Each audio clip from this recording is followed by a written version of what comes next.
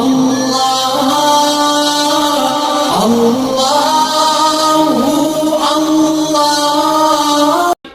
আমার কেবলাজান আট্রসি দরবার শরীফে আমরা মাদ্রাসার ছাত্র ছিলাম। হুজুর পাক কনকনে ঠান্ডার দিনেও জামাতে এসে 5 ওয়াক্ত নামাজ আদায় করতো। জোরে বলেন সুবহানাল্লাহ। আমরা যারা মাদ্রাসার ছাত্র ছিলাম আমাদের কম্পিটিশন ছিল হুজুরের কাছে কে দাঁড়াবে, আমার কেবলাজানের পিছনে কে দাঁড়াবে। দৌড়ি করে এসে কেবলাজানের কাছে দাঁড়াতাম। ও বন্ধু শুনে যাও, আমার কেবলাজান নামাজ যখন শেষ করত হুজুর পাক 2 হাত উঠায়া আল্লাহর দরবারে চোখের পানি ফেলতো। জোরে বলেন আল্লাহু আকবার। তোমরা গিয়া দেখো না আমার বাবার হয় না রে তুলনা, তোমরা গিয়া দেখো না আমার খাজার হয় না রে তুলনা। চিৎকারে বলেন মারহাবা, আরো জোরে। এই বন্ধু মুসলমান গভীর মনোযোগ, কিছু কিছু কথা না বললে হয় না। আমার কেবলাজান আট্রসি বসে যখন তরিকা প্রচার করলো গোটা পৃথিবীর মানুষগুলো পঙ্গপালের মতো যাচ্ছে, এমন সময় বাংলাদেশের কোন দরবার থেকে কথা হলো আট্রসি হুজুর জিন পালে জিন। আল্লাহু আকবার বলে আর জোরে কর ভাই, উনি যদি দরবার থেকে বাইরে আসে জিন মেরে ফেলবে।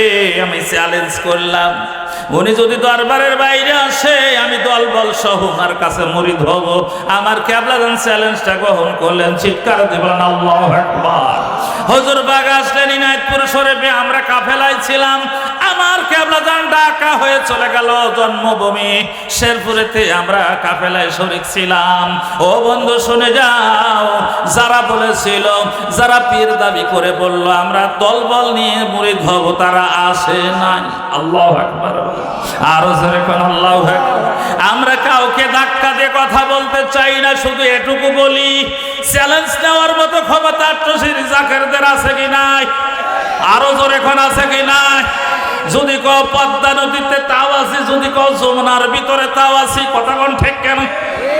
আমি দুর্গাপুর রাজশাহীতে বলেছিলাম ভাইজান তোমরা যদি যাও দেখবা বড়া পানির নদীতে যখন আষাঢ় মাসের ঢেউ, এই নদীর ভিতরে বাঁশের বেলালি আমার কেবলাজানের মুরিদেরা নারায়ে তাকবীর দিয়ে পদ্মা মেঘনার মোহনা পার হয়ে আট্রসির পদ্মা দিয়ে পেঁয়াজখালি পৌঁছে যায়। কথা বলেন ঠিক না? কোন জাকের কি ভয় পায়? ভয় পাওয়ার কোন বিষয় আছে? আমরা জানি, আমরা বিশ্বাস করি এই পদ্মা মেঘনা যিনি চালায় তিনি হলো খুয়াস খিজুর আলাইহিস সালাম। কতক্ষণ ঠিক কেন? আমার কেবলাজান বলেছেন খুয়াস খিজুর আলাইহিস সালামের সাথে শর্ত হয়েছে আদবের সাথে বাঁশের বেলার হাল ধরে থাকলে পদ্মায় কিছু হবে না, মেঘনায় কিছু হবে না, যমুনায় কিছু হবে না, সময় মতো দরবারে বাঁশ পৌঁছে যাবে। জোরে কোন আল্লাহু আকবার, আর জোরে কোন আল্লাহু আকবার। নারায়ে তাকবীর, বিশ্বলি ভারত করি। সে দেখো আজকের মাইকের আওয়াজ হয়তো বা তাজুল মাস্টারের কবর পর্যন্ত পৌঁছাইছে। যেই লোকটা শুক্রবারের দিন নামাজের আজানের তালে তালে বিদায় হয়ে গেল। জোরে কোন আল্লাহু আকবার। 11টা থেকে 11:40 পর্যন্ত মুজাহার ভাই সাতিয়াগড়ি গ্রাম মুজাহার ভাইয়ের সাথে কথা বলেছে। এরপরে বলে আমার ভালো লাগে না, গোসল করেছে, নামাজের জন্য তৈরি হবে। আল্লাহু আকবার। ও বন্ধু মুসলমান গভীর মনোযোগ, তার পরিবারের কাছ থেকে শুনেছি মৃত্যুর আগে বলছে মালিক রে আমি বিদায় হয়ে যাব, মালিক রে তোমার দেখা যদি না পাই। আজরাইল আমার কাছে পৌঁছে গেছে। আল্লাহু আকবার। কথা বলতে বলতে কলেমা পড়তে পড়তে মসজিদে আজান দেয়। আল্লাহু আকবার, আল্লাহু আকবার। এমন সময় পৃথিবীতে চলে যায়, ইমানের সাথে বিদায় হয়। জোরে জোরে বলেন আল্লাহু আকবার। বড় গ্রামের আদম শামসুল ভাই ঈদুল ফিতরের খুতবা দিয়েছি পাবনাতে, আমি খুতবা শেষ করেছি। পাশে এসে বলে মাওলানা আমার জানাজা পড়ায়া দিস। আল্লাহু আকবার বলে। আমি বলছি জানাজা হয় মরা মানুষ, তুমি তো তাজা মানুষ। বলে তোমার বড় ভাইয়ের সাথে তরিকা করেছি, কথা বেশি বলবি না, যেটা বললাম মনে রাখিস, আমি বললাম ঈদের দিন খুশির দিন খুতবা শেষ করার পরে মনটা তুমি বেজার করে দিলে, কারণ আমি জানি যেই লোকটা জানাজার কথা বলেছে আমার চিন্তা হলো লোকটার বেশি দিন বাঁচবে না। কথা বলা ঠিক না? আমি খুতবা শেষ করে মোনাজাত করে বিদায় হয়ে গেলাম। কিছুদিন পরে রাত ৩টার সময় ফোন আসলো ওনার ছেলে আরুন, কাকা কি হয়েছে, আব্বার অবস্থা ভালো না। বলে মা একটু দাও, ফোনটা দাও। বলে ফোনে কথা বলার মতো তার ব্যবস্থা নেই। বললাম ঠিক আছে, কানের কাছে একটু ধরো। কানের কাছে ধরেছে, বলছে ভাই খারাপ লাগছে। বলে মাওলানা রে বিদায় হয়ে গেলাম, আমার জানাজা পড়ে। আল্লাহু আকবার। এরপরে একটা ফোন, এবার বলছে হারুন, বলে কাকা তোমার সাথে কথা বলার পরে আমার আব্বা লা ইলাহা ইল্লাল্লাহ মুহাম্মাদুর রাসূলুল্লাহ বিশ্ব আলী খাজা ফরিদ জিন্দাবাদ বলতে বলতে দুনিয়াতে বিদায় হয়ে যায়। জোরে কোন আল্লাহু আকবার। কাজে বলতে চাই কত ক্যান্সার আছে কি নাই, কত কঠিন রোগের রোগী আছে এলাকায়। একটা রোগীকে ভালো করে দেখাও, তোমার যদি পাওয়ার থাকে। আর তোমার যদি পাওয়ার না থাকে আমাদের সাথে তাল মিলাও, দেখো আমার কেবলাজানের কাছে যায়া দেখো, আমার কেবলাজানের ইতিহাস দেখো। মতলব কুমিল্লার একজন জাকের ভাই, ওনার ছেলে ঢাকা বিশ্ববিদ্যালয়ে পড়ে। মোতালেব ভাই এবার বলছে ক্যান্সার হয়েছে, লিভার ক্যান্সার। ডাক্তার বলেছে বড় জোর 3 মাস। কয় মাস? কয় মাস? মোতালেব ভাই বলছে বাজান ডাক্তার আমার খাজা বাবার দরবারে নিয়ে চল। সুবহানাল্লাহ। ঢাকা বিশ্ববিদ্যালয়ের ছাত্র সহজে তো আল্লাহর ওলিকে মানতে চাবে না, এটাই স্বাভাবিক। সিনারেল পরে নেওয়ালা ছাত্র বলে বাবা ডাক্তার যেটা বলেছে সেটাই ঠিক, চলেন বারের দিকে যাই। বলে মরতে হয় মরবো একবার, আটটুসি আমার কেবলাজানের দরবারে নিয়ে যা। জোরে জোরে কোন সুবহানাল্লাহ। আমার কেবলাজানের দরবারে মানুষ কি কম হতো? কম হতো। আমরা দেখেছি আমাদের খেলার মাঠ মাদ্রাসার সামনে 2টা মাঠ, ঠিক কিনা ভাই? আমাদের পশ্চিমের মাঠটা খেলতো জুনিয়র, অর্থাৎ ক্লাস 10 থেকে নিচে। আর আমরা পূবের মাঠে খেলতাম আমরা যারা কলেজ শাখায় আমরা পড়ি। হুজুর পাক বের হতো, আমরা বলটা বুকের সাথে লাগা দাঁড়া থাকতাম, কেবলাজান পাস হয়ে যেত, তারপরে খেলা শুরু করতাম। এই মাঠটা দেখছি যে আমরা ওই ধরেন আলেম ফার্স্ট ইয়ার ফাজেল ফার্স্ট ইয়ার, অথবা আলেম সেকেন্ড ইয়ার ফাজেল সেকেন্ড ইয়ার, আগামীকাল খেলা হবে, টুর্নামেন্ট হবে। আমার কেবলাজান হুজুরের আওলাদ, আমার কেবলাজানের দৌহিত্র নাতি সন্তান আলহাজ খাজা মিয়া চাচা যান, আলহাজ খাজা মেজো চাচা যান, এই জিনিসগুলো পছন্দ করতো। কথা ঠিক না? আমরা খেলার জন্য তৈরি করছি। দেখা গেছে হঠাৎ করে রাতের ভিতর 50টা গাড়ি বৃষ্টির মধ্যে আসছে, গাড়িগুলো এসে মাঠের অবস্থা খারাপ করে দিয়েছে। কথা কোন ঠিক না? আমরা বেজার হয়েছি ঠিকই, আমরা তখন একটু মনে মনে কষ্ট হয়েছে, আগামীকাল খেয়াল করে মাঠটা শেষ করে দিল। কিন্তু দেখেন যদি 100টা গাড়িও আসে, আমার কেবলাজানের দরবার থেকে কোনো বাজারে যেতে হয় না। আমার হুজুর পাকের দরবারে রহমতে পরিপূর্ণ, একটা লোক না খায় ঘুমাই নাই। কথা কোন ঠিক না? মিথ্যে কথা। গভীর মনোযোগ দাদা ভাই আমার আব্বারা, সোনার বাপ জানারা, তাহলে এবার আসেন শুধু মাওলানা মৌলবী হয়ে আল্লাহ পাওয়া সহজ না। কথা কোন ঠিক না? হয় না এমন না, হয় না এমন বলছি না। আমাদের দাদা পীর হযরত খাজা ইনায়েতপুরী, ওনার পীর শাহজাদ আলী, ওনার পীর ফাতে আলী এত জবরদস্ত আল্লাহর ওলি ছিল বলে বাজান আল্লাহর নবীকে দেখবি বলে হাই। এবার মাথার উপরে হাত বলে বলে চক্ষু বন্ধ করো, মাথার উপর হাত তিনি ধরে রাখতেন চক্ষু বন্ধ করে।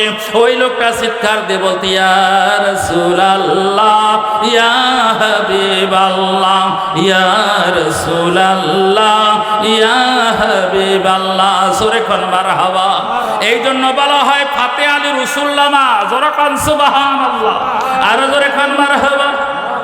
ফাতে আলী রসুল্লামা রহমাতুল্লাহ আলাইহির পীর ছিল শাহ নূর মোহাম্মদ নিজামপুরী।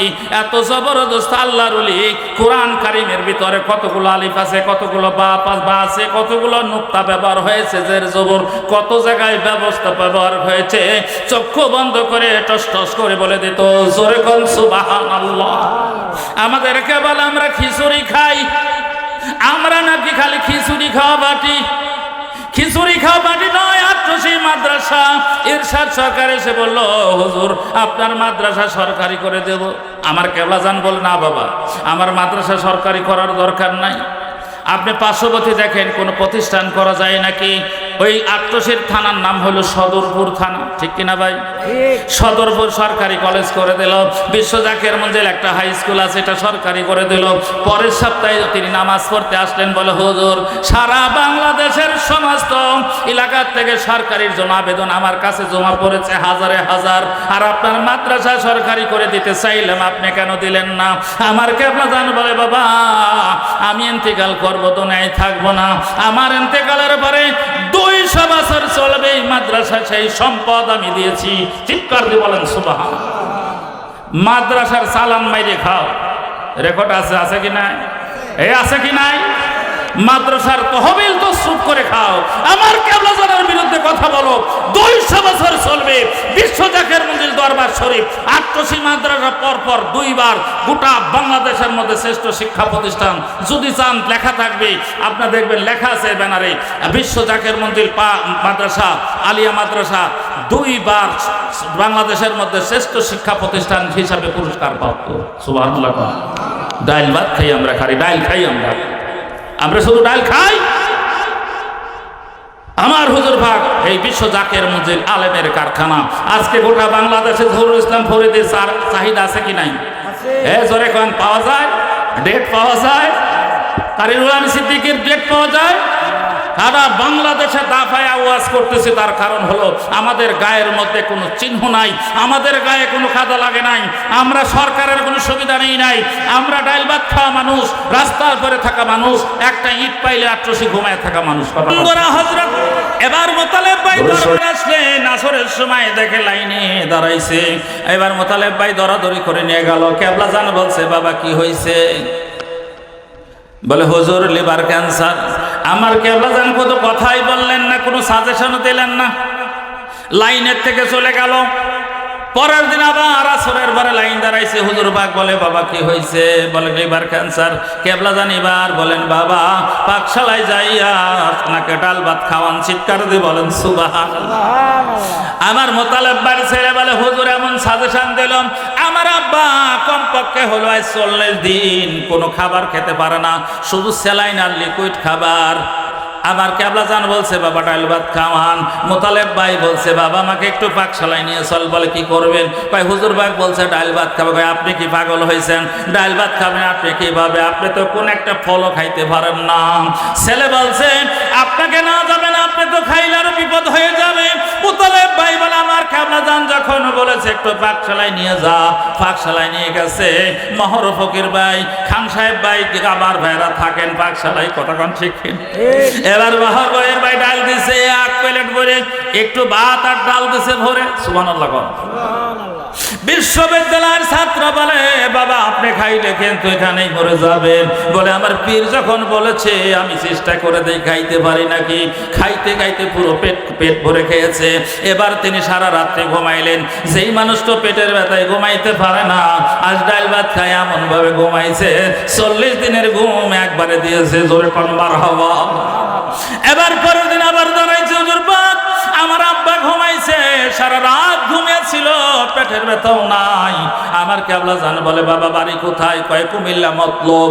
কলে হুমায়ুন ডাক্তারের কাছে যান, ওষুধ নিয়ে যান, যেহেতু অনেক দূরে বাড়ি, কমপক্ষে 6 মাসের ওষুধ নিয়ে যাবেন। মোতালেব ভাই বলে, বাজান তাড়াতাড়ি চল। 6 মাস যখন বলেছে, আপাতত 6 মাস আমি মরছি না। জোরে কোন সুবহানাল্লাহ। তোমরা গিয়া দেখো না আমার খাজার হয় না রে তুলনা, তোমরা গিয়া দেখো না আমার বাবার হয় না রে তুলনা। সে যে শরিয়াতের সরজারি, তরিকতের বাবা মহাজ্ঞানী, হকিকতের হক ভান্ডারি বাবা, হকিকতের হক ভান্ডারি বাবা, মারুফতের মাওলানা। তোমরা গিয়া দেখো না আমার খাজার হয় না রে তুলনা। সে যে পাঞ্জে গানা নামাজ পড়ে, 30 কুরআন বক্ষে ধরে, তসবিহ হাতে আল্লাহ জাপে, তসবিহ হাতে আল্লাহ জাপে, মুরিদ নামে দেওয়ানা। তোমরা তোমরা গিয়া দেখো না আমার বাবার সে যে নকশবন্দিয়া মুজাদ্দিদিয়া দুই তরিকা বাবা এক করিয়া সাধনে ভজন করিয়া সাধনে ভজন করিয়া মিলাইছে প্রেমের কারখানা তোমরা গিয়া দেখো না আমার বাবার ও বন্ধু মুসলমান আমার দাদা ভাই আমার আব্বারা গোটা পৃথিবীতে 1 নয় 2 নয় 84টা দেশের মানুষ ওরস শরীফে আসে আল্লাহু আকবার বল আবার ভাইরা বিদেশিদের জন্য হেলিকপ্টার রেডি করা থাকে এয়ারবাস থেকে 88 হেলিকপ্টার ওরস শরীফের সময় মাদ্রাসার পিছনে হেলিপ্যাডে নামতে পারে না কারণ মানুষের সংকুলন হয় না এই জন্য বাগপুরায় হেলিপ্যাড করা হয় হেলিকপ্টার ওঠে আর নামে কথা কোন ঠিক মিথ্যে কথা বলছি তাহলে যেই বান্ধব গোটা পৃথিবীর মানুষ এক জায়গায় বসে পাগল করলো আমরা বললাম আমরা না দেখেই বললাম আট্রসি যাইও না এ কাদের ভাই আছে বসে কাদের ভাই 2019 সালের ওরস শরীফে ডাইসের পিছনে 3 তলায় বসেছি 3 তলায় একটু জায়গা ব্যবস্থা হয়েছে এত আলেমের ভান্ডার কথা কোন ঠিক না কাদের ভাই বললো ভাইজান আমাদের এলাকার মহাতামিম মাদ্রাসার মহাতামিম একটু যা বসার জায়গা করে দেন বসার জায়গা করে দিলাম আমি সারা রাত দাঁড়ায় আমার জায়গাটুকু উনিকে দিয়েছি রহমতের সময় যখন আসলো বলেন তো বাবা দরবার শরীফে রহমতের সময় কি বসে থাকা যায় ঘুমিয়ে থাকা যায় সময়কে আমার আল্লাহ ডাক দেওয়া হয় আল্লাহ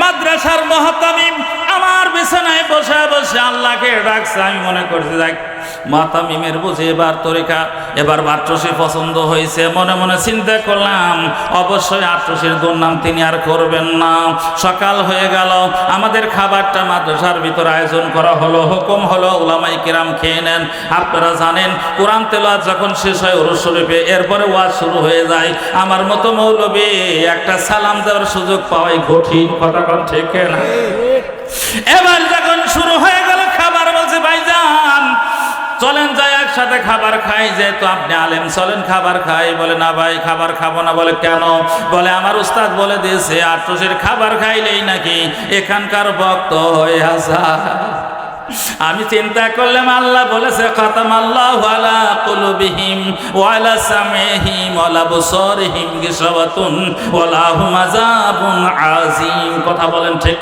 না আল্লাহ বলে বন্ধুরে আপনি যাদেরকে দাওয়াত দেন যতই দাওয়াত দেন আমি আল্লাহ তাদের কলবকে কঠোর করে দিয়েছি শক্ত বানায়া দিয়েছি কানের উপর পর্দা ফিট করে দিয়েছি চোখের উপর আবরণ ফেলে দিয়েছি দেখেও দেখবে না শুনেও শুনবে না ভালো জিনিস দেখলেও তার ভালো লাগবে না কথা বলেন ঠিক না আরো জোরে কোন ঠিক আহারি বন্ধুরে এ বন্ধু আমি বলি যেখানে কামিল মাদ্রাসা 4টে বিভাগ খোলা রয়েছে আরবি সাহিত্য এরপরে তাফসীর এরপর ফিকহ হাদিস আমি হাদিস নিয়ে এখান থেকে কামিল করছি 98 সালে 2001 সালে তাফসীর দিয়ে কামিল করছি নওগাঁ নামাজগড় আলিয়া মাদ্রাসা থেকে এভাবে বিভিন্ন জায়গায় উলামায়ে কেরাম সিটে আছে হাজার হাজার উলামায়ে কেরাম বাংলাদেশ সহ আপনারা চিন্তা করে দেখেন আজকে এই মুহূর্তে কমপক্ষে হলে গোটা বাংলাদেশে 1000 মাহফিল হচ্ছে কথা কোন ঠিক না আমাদের মাহফিল 20টায় বন্ধ ছিল 20টিতে বন্ধ ছিল না আমরা যখন মাহফিলে বৃষ্টির দিনে যাই মসজিদের সভাপতি আমি আমার আব্বা ছিল এখন আমি যখন মসজিদে থেকে যাই জালসায় যাই কয় তোমরা জ্বরও মানো না বৃষ্টিও মানো না কথা কোন ঠিক না আমাদের সমস্যা আছে আমি আপনাদের কাছে দরবার শরীফের কথাগুলো এই জন্য তুলে ধরছি আপনারা একবার আসে আমার দরবার শরীফের কার্যক্রম দেখেন যদি ভালো না লাগে আর চাইেন না আমরা আমাদের নিজের টাকা পয়সা দিয়ে কোনো চাঁদা তুলি না। চাঁদা তুলি যে গাড়ি ভাড়া করবো, চাঁদা দাও, চাঁদা দাও, চাঁদার কোনো সিস্টেম নাই। যার যার পকেটের পয়সা নিয়ে আমরা আট্রসে যাই, পাগলের মতো যাই, পাগলের মতো যাই। কিসের চাকরি, কিসের ওরস শরীফের সময় আমি 4 দিন ছুটি চাইছি। প্রিন্সিপাল বলে এখন সরকারি চাকরি করো, 4 দিন ছুটিও চাইলে ডিসির কাছে যেতে হবে। আমি বলছি ডিসি না সচিবের কাছে যাওয়া লাগলেও যাবো, কিন্তু ওরস শরীফে আমি যাবো, চাকরি থাক আর না থাক। কথা কন ঠিক না? জোরে কন ঠিক না? আমরা কি চাকরির কোনো রকম তোয়াক্কা করি? ধান কাটা লাগবে, ধান ফাইকে গেছে, এখন আমরা দেখি ওরসরের সময় ইরিদান লাগানো হয়। আপনারা চিন্তা করে দেন, মাঠে যখন ইরিদান শুরু হয়ে যায়, মাঝখানে আপনি যদি মাঝখানে পড়ে যান, নাঙল আসবে? সেই চিন্তা কি আমরা করি? নাঙল আসুক আর না আসুক, আমরা আট্রসি দরবার শরীফের পাগলের মতো যাই। কেন যাই? একটাই কারণ, মদিনাওয়ালাকে পাওয়ার জন্য। চিৎকার দিয়ে বলুন আল্লাহু আকবার। এই জন্য যাই, আল্লাহকে রাজি খুশি করার জন্য, ধনী হবার জন্য নয়। ধনী হওয়ার জন্য হলে দল করতাম, পার্টি করতাম, তাহলে নিয়োগ বাণিজ্য করা যেত, টেন্ডারবাজি করা যেত, সুদ খাওয়া যেত, ঘু খাওয়া যেত। কথা ঠিক, এই ধরে এখন ঠিক।